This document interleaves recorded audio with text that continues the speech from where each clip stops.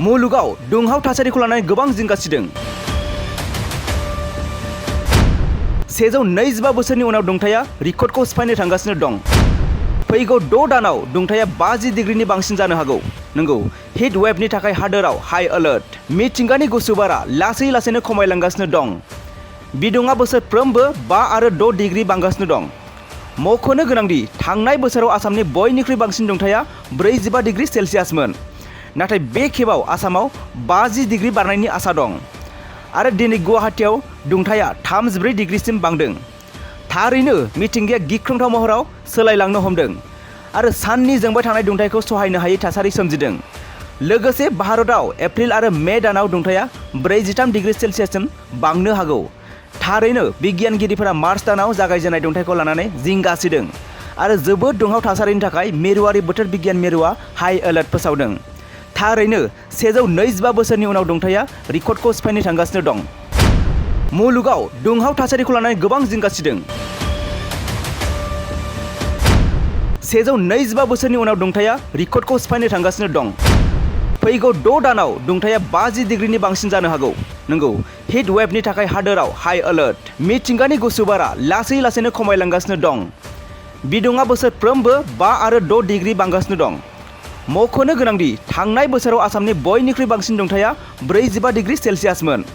नाथाय बे खेबाव आसामाव 50 डिग्री बारनायनि आसा दं।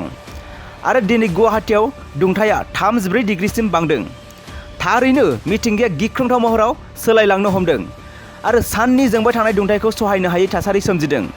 लोगोसे भारतआव एप्रिल आरो मे दानाव दुंथाया 43 डिग्री सेलसियाससिम बांनो हागौ। थारैनो बिगियानगिरिफोरा मार्च दानाव जागायजेननाय दुंथायखौ लानानै जिंगा सिदों आरो जोबोद दुंहाव थासारिनि थाखाय मिरुआरि बोथोर बिगियान मिरुआ हाई अलर्ट फोसावदों। थारैनो 125 बोसोरनि उनाव दुंथाया रेकर्डखौ सिफायनो थांगासिनो दं। मोनसे गोजोनथाव खौरां।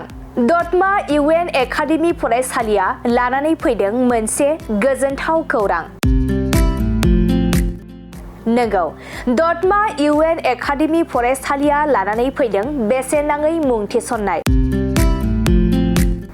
दतमा इउएन एकाडेमि फरायसालिया 2025-26 सोलोंथाइ बोसोरनि थाखाय केजि 1 निफ्राय थाखो 8 सिमनि थाखाय बेसेन नाङै मुं थिसननाय होगासिनो दं। आरो बिथराय आरो फाइलिनि थाखाय फर्म बिलाइनाय आरो मुं थिसननायाबो सोलिगासिनो दं। आरो दतमा इउएन एकाडेमि फरायसालियाव हौवासा आरो हिन्जावसाफोरनि थाखाय हस्टेलनि खाबुबो दं।